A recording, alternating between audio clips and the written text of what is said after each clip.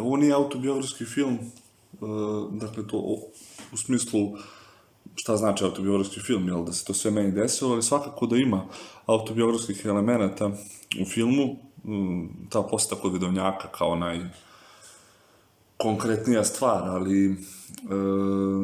verujem da će neko i svaki sledeći film koji budem radio biti u tom smislu autobiografski, jer neke tako reči koje čujem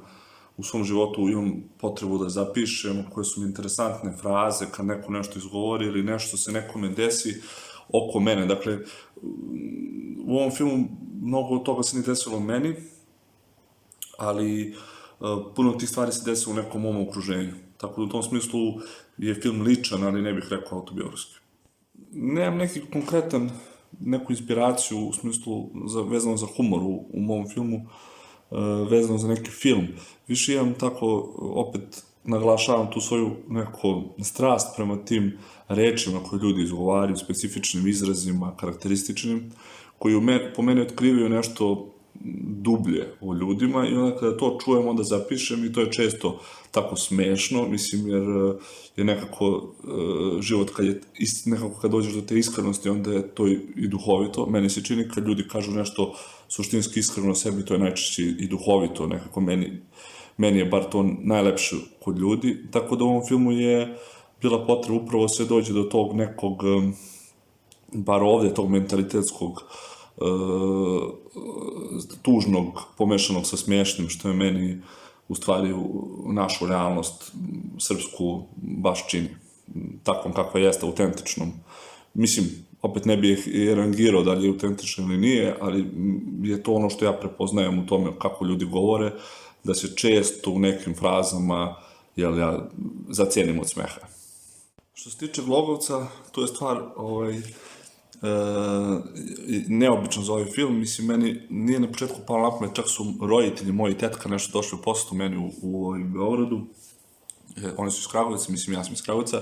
I onda smo sedeli pored nekog kafića u kome je sedeo Nebojša i onda su oni rekli što ne zoveš njega da glumi u filmu. I mislim, ovo je bio jako mali film, Moj jutarnji smeh je jako mali film koji smo mi namerno pravili tako malim, ne samo zbog para, mislim sve je bilo povezano, smo hteli da imamo neku potpunu kontrolu nad tim, pošto je to isto moj debitanski film, a i pošto smo imali osjećaj da hoćemo nešto specifično da njim napravimo, da pogodimo neku atmosferu specifičnu i ton tih replika i tako dalje, tako da je stvarno bilo i veliko olakšanje kada je Nebojša prvi put kad smo se našli, kad je on pristao uopšte da igra, se druži s nama i kad je pročitao tu scenu koja imala 20 strana, što je baš puno, i onda je to nekako profunkcionisalo i Nebojša je stvarno tokom ta 2-3 dana koliko se s nama družio, stvarno je, kako da kažem, dao vetar u leđa i u ovom filmu i neko dao nam, ohrabrio nas, jer je takav čovjek nekako bio, da nastavimo s tim šta smo probali da napravimo. Što se tiče situacije u srpskom filmu, situacija je takva da konkursi postoje redavno, dakle Filmski centar, baš koliko ja to mogu da ispratim, stvarno u tom smislu je puno bolji, jer postoji ta nekako, postoji kalendar prosto konkursa i one se za sada redovno održavaju, tako da postoji nada da neko ko ima, kako da kažem, čistu želju da se bavi film i on može da prođe na tim konkursima.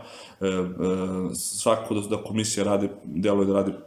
dosta slobodno, ne bih se usudio da kažem da tu ne postoje nikakve protekcije, ne verujem da je to slučaj, ali sigurno da je situacija puno bolja. Dakle, postoji nada da možeš da imaš čistu ideju iz tog najčistijeg poriva da snimiš film, bar se ja tako nadam i tako mi deluje sada situacija. A situacija u zemlji je užasna, tako da je to sad sve pomešano, pa je teško reći kako je situacija u srpskom filmu. I deluje mi da, pošto sad najviše novca ima u tim serijama, tu dosta ideje i autentičnosti, nekako deluje mi da kogod tu bilo para, nekako sve mi se čini da se radi na brzinu i sa nedovoljno, kako da kažem, istraživanja rada, premalo rada mi deluje generalno kao najveća mana srpskog filma.